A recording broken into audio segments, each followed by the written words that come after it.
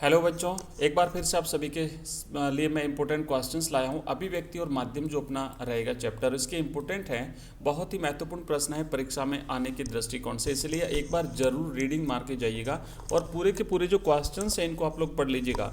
चलिए जल्दी से एग्जाम से पहले कर लेते हैं एक रिवीजन। यहाँ पे कुछ क्वेश्चंस है, मैं आपको पढ़ करके सुना देता हूँ। और पहला ये कि बीट रिपोर्टिंग और विशेषीकृत रिपोर्टिंग में अंतर, ये हम पिछले वीडियो में देख चुके हैं। ये हमने प्रश्न देख लिया है। पत्रकार का दायित्व, ड्राई एंकर, इंटरनेट पत्रकारिता किसे कहते हैं, फोन इन का क्या आशय है, एंकर बाइट क्या होता है, समाचार लेखन और 6 ककार क्या है, संपादकीय लेखन और स्तंभ लेखन। तो पहला जो हमारा नेक्स्ट जो अपन सेकंड पार्ट है ये कंटिन्यू करेंगे।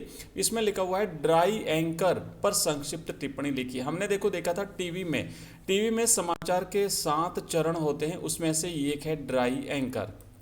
तो इस ड्राई जो एंकर होता है, इसमें न्यूज़ रीडर या जो एंकर होता है जो समाचार पढ़ता है, वो दर्शकों को उस खबर को सीधे सीधे बताता है कि कहाँ, क्या, कब और कैसे हुआ। बच्चों ये जो 6 ककार हैं उसमें से 4 जो पहले वाले जो 4 ककार होते हैं वो ये हैं, आप इन्हें भी याद करिएगा। 6 ककार याद कर लीजिए, 4 शुरुआती ककार और 2 बाद के ककार।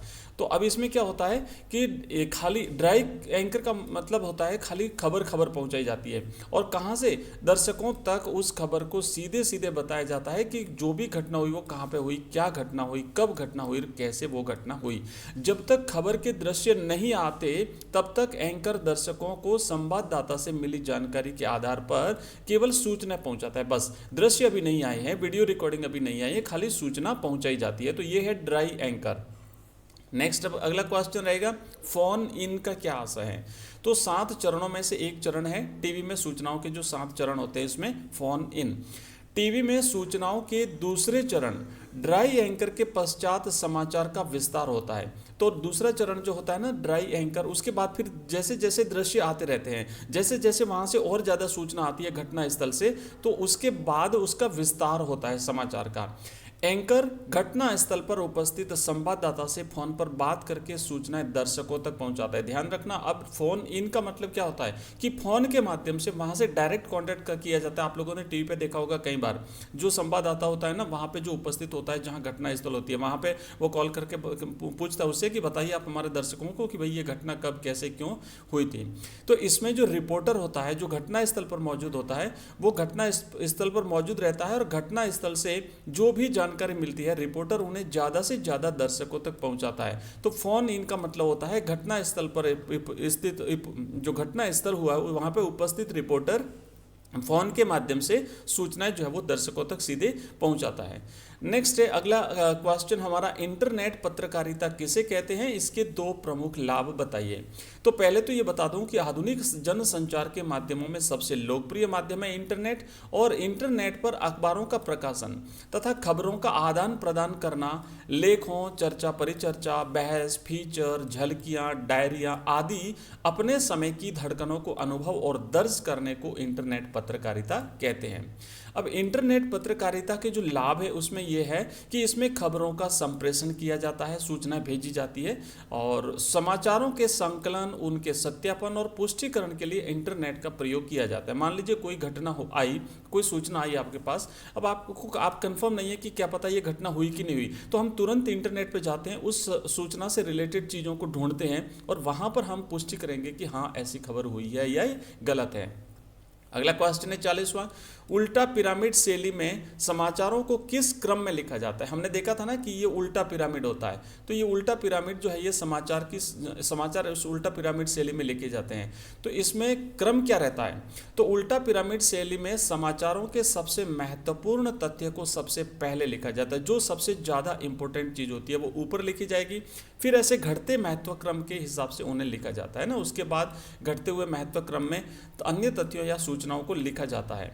इस शैली में किसी घटना, विचार या समस्या का ब्यौरा काल क्रम के अनुसार नहीं दिया जाता है। ध्यान रखना, ऐसा नहीं कि जो पहले घटना हुई वो पहले दी जाएगी, बाद में हुई वो बाद में दी जाएगी, ऐसा नहीं होता है। बल्कि जो इंपॉर्टेंट है भले ही वो बाद में क्यों नहीं हुई हो, तो महत्वपूर्ण घटना पहले दी जाती है और घटते महत्व क्रम के हिसाब से फिर चीज़ें जो है वो दी जाती है। नेक्स्ट अगला क्वेश्चन है हमारा, एंकर बाइट से क्या आशा है। बच्चों एक बार फिर से टीवी के जो 7 चरण होते हैं टीवी में समाचारों के, उसमें से एक है एंकर बाइट। तो देखो एंकर बाइट टीवी में सूचना का एक चरण है, ठीक है।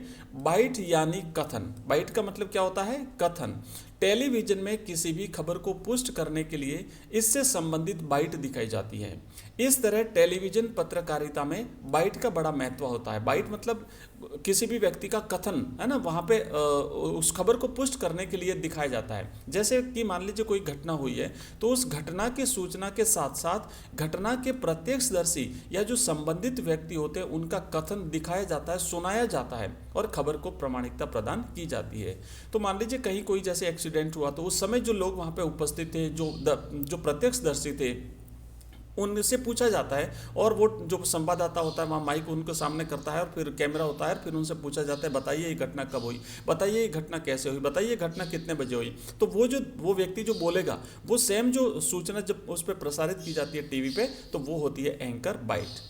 नेक्स्ट अगला हमारा प्रश्न है 42वां, अखबार में समाचार किस शैली में लिखे जाते हैं। इंपॉर्टेंट प्रश्न है, ध्यान रखना बच्चों, परीक्षा में पूछा जाता है।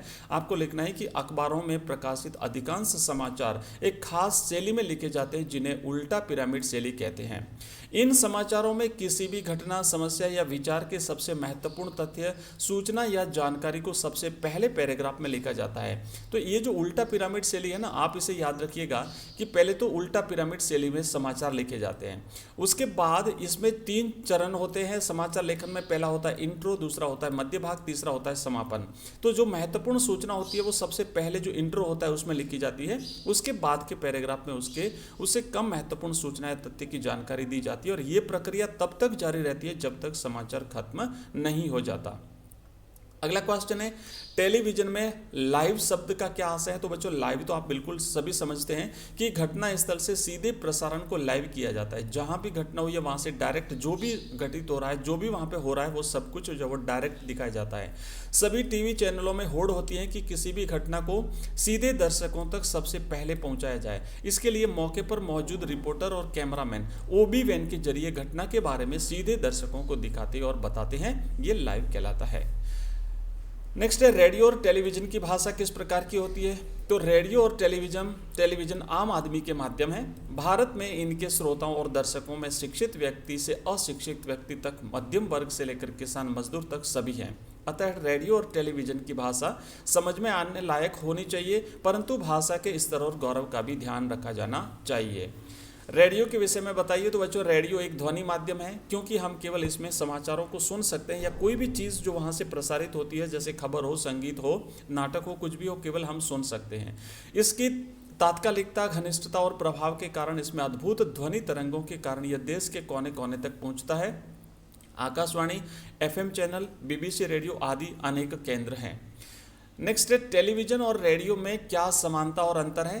तो टेलीविज़न और रेडियो दोनों ही जो है वो एक रेखीय जो है वो एक वन लीनियर माध्यम है, मतलब कि खाली वन लाइनर है, जिसे कहते हैं ना वन वे है एक तरीके से। मतलब हम केवल देख सकते हैं, सुन सकते हैं, हम अपना रेस्पॉन्स नहीं दे सकते, हम रिप्लाई नहीं दे सकते, हम फीडबैक नहीं दे सकते।